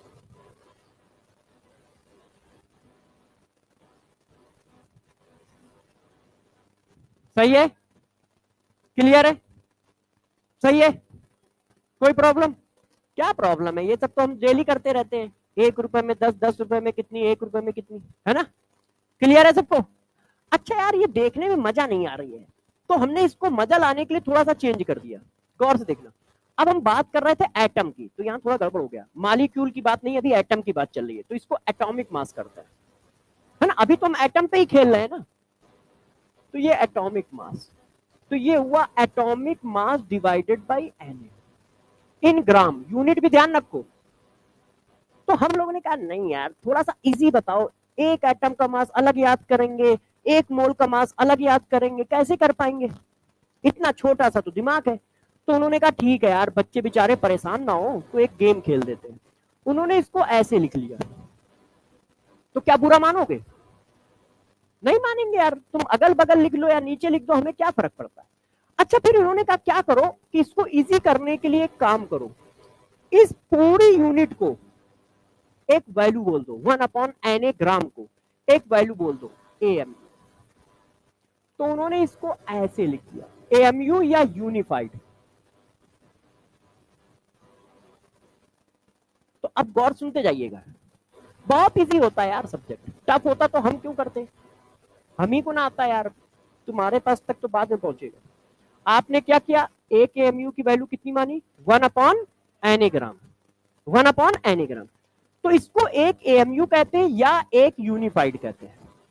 एएमयू का मतलब होता है एटॉमिक मास यूनिट, और इसी को कहा जाता है एक यूनिफाइड, यूनिफाइड। तो अब जरा गौर से देखना खेल क्या हुआ है। आपने ये लिखा है एटॉमिक वेट इन ग्राम। अब एटॉमिक वेट कितना होता है, जो ए लिखा होता है ऊपर, जो ए लिखा होता है वही तो एटॉमिक वेट होता है। ये देखो, यदि ऑक्सीजन की बात करें तो यही तो ए है, आप 16 ही तो बोलते हो। तो इसका मतलब था कि यहां पे लिखा था 16 ग्राम। यदि हम ऑक्सीजन की बात कर लेते तो ये होता 16 ग्राम डिवाइडेड बाई Na। अब यूनिट क्या थी, ग्राम, फिर ये आ गया 16 यूनिफाइड या एएमयू। तो अब गौर से देखना, डरना नहीं, डरना नहीं। यदि मास नंबर के पीछे ग्राम लिखा है तो कितने एटम का मास है, Na एटम का मास। और यदि मास नंबर के पीछे यूनिट यूनिफाइड है तो कितने का है, एक एटम का है। तो हमको ये डिफिनीशन इसलिए नहीं समझ में आती है क्योंकि हमको यूनिट पर फोकस होता नहीं, हमारा फोकस सिर्फ डिजिट पर होता है, यूनिट पर नहीं होता है। तो उन्होंने कैलकुलेशन को इजी करने के लिए डिजिट कांस्टेंट कर रखी है, यूनिट चेंज हो रही है। तो एक एटम का मास कितना होता है? एक एटम का मास होता है atomic mass divided bye Na ग्राम। ग्राम में क्या होगा? Atomic mass divided bye Na ग्राम। यूनिट क्या है? ग्राम।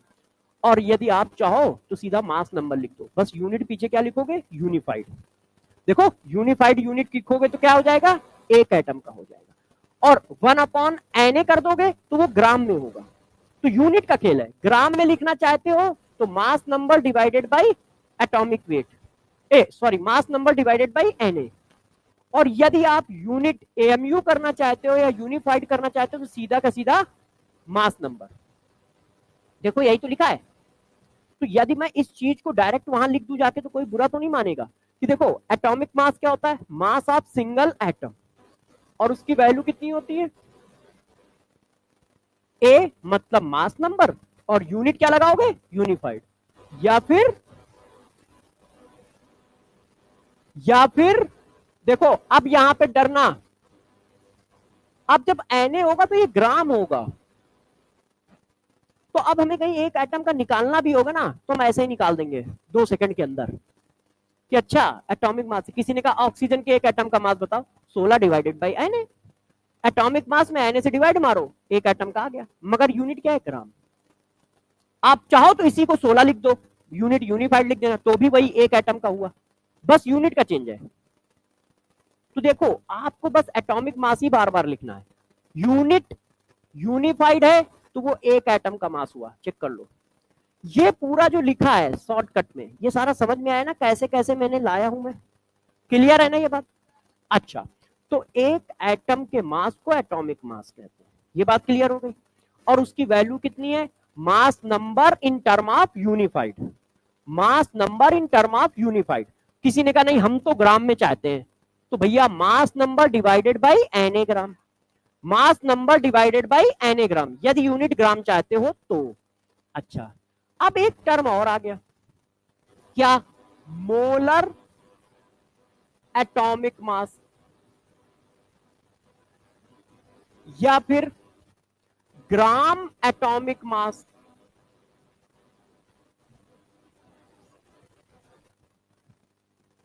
ग्राम एटॉमिक मास या फिर ग्राम एटम, ये सारी एक ही चीज है। इनका मतलब क्या होता है जरा देखो, मैं बता देता हूं। ये तीनों टर्म एक ही है। कभी कभी वो मोलर एटॉमिक मास लिखेगा, कभी कभी वो ग्राम एटॉमिक मास लिखेगा, कभी कभी वो लिखेगा ग्राम एटम।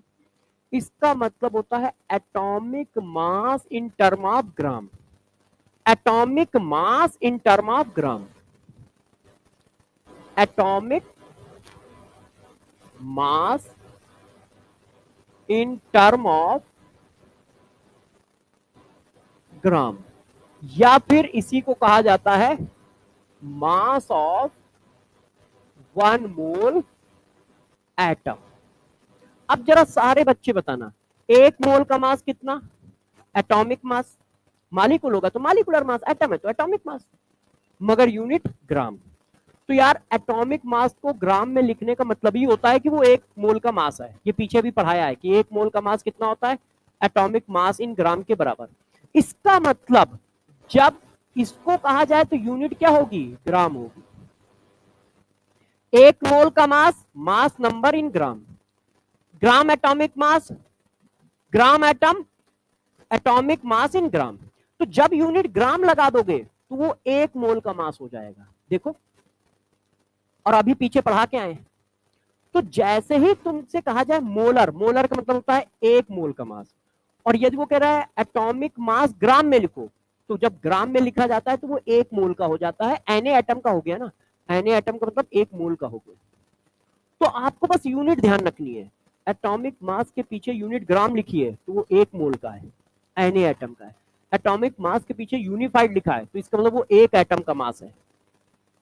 न्यूमेरिकल वैल्यू वही चल रही है, न्यूमेरिकल वैल्यू में चेंज नहीं है, मास नंबर के बराबर न्यूमेरिकल वैल्यू चल रही है। ठीक है, तो आज अभी मैंने 2 डिफिनीशन डिसाइड किए, अभी इसमें 2-3 और हैं।